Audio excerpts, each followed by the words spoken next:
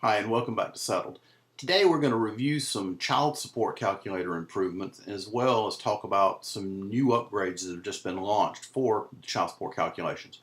So, as always, when you log onto the site, you'll be taken to your dashboard, and from here we're going to jump to our Manage Client page, and we're going to use the Carol and Bob Smith model that we've been using for examples, and we're going to jump over to child support. Now, by way of review, what we have done is opposed to just being able to pull up a single child support calculator and only being able to save a single calculation, in other words, a single worksheet C or worksheet A, what we can do now is we can create different scenarios. Say you want to run calculations where your client only has minimum wage, or where your client has a job, or where the father has a lower income, whatever.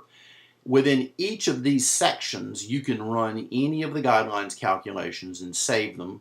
Use your notes here to guide you to come back.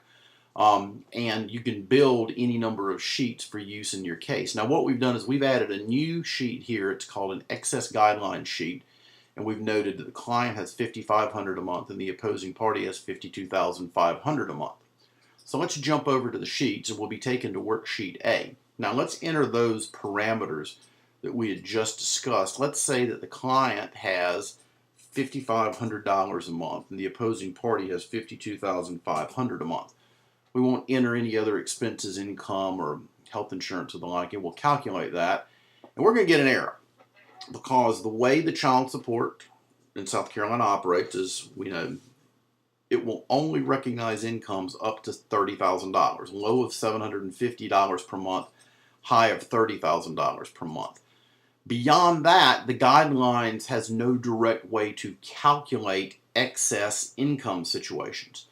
So what we've done is we've created an excess calculator to give practitioners guidance when dealing with cases where the party's income exceeds $30,000 per month. Now, what we'll do here is we will enter, and we have here that the client has custody of 2 children.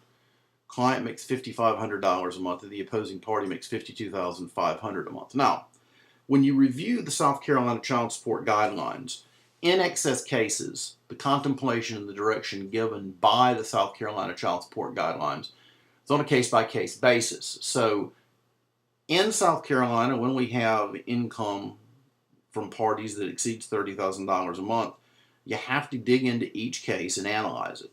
What we have done here is we have used 2 of several approaches. We've used 2 approaches to base some figures from the guidelines to give practitioners guidance when determining these cases. For instance, and we're going to pull out the daycare and the health insurance for a moment, but in these cases we've used 2 models. A continuously increasing model, which says that as the guidelines increase beyond $30,000, that they're going to go ahead and increase at the same percentage based on the incomes. So if you look at the combined incomes at $30,000, if they were to jump, as in this case, over $57,000, $58,000, that they would simply continue to increase at the same rate, and you can extrapolate or derive a number from that calculation. One other model is a capped income model, that as the guidelines increase, the change in the income, the change in $29,000 per month to $30,000, that increase in the child support is less than it was between $28,000 to $29,000. And with that theory, at some point, the guidelines will cap and will no longer increase. What we have done is we have derived formulas to determine and return child support calculations based on both of those, or on those 2 scenarios. So when you use $55,000 a month for the client, $52,500 for the opposing party, and you do a calculation, on the continuously increasing model, it's $5,076 a month, and on the capped model, it's $3,153 per month. If we add in daycare, and we do the calculation based on the income percentages of the parties, that's factored into the result. If we add in some amount of health insurance, the same thing, that based on the parties' income percentages will be calculated in. The guidelines contemplate case-by-case basis.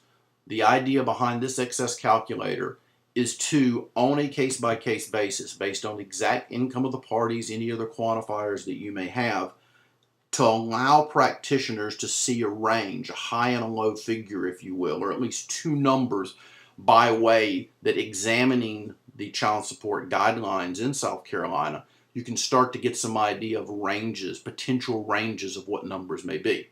So this tool is designed to be just that, a tool to help practitioners in cases where incomes exceed those that the guidelines can process, so they can use these to help settle their cases.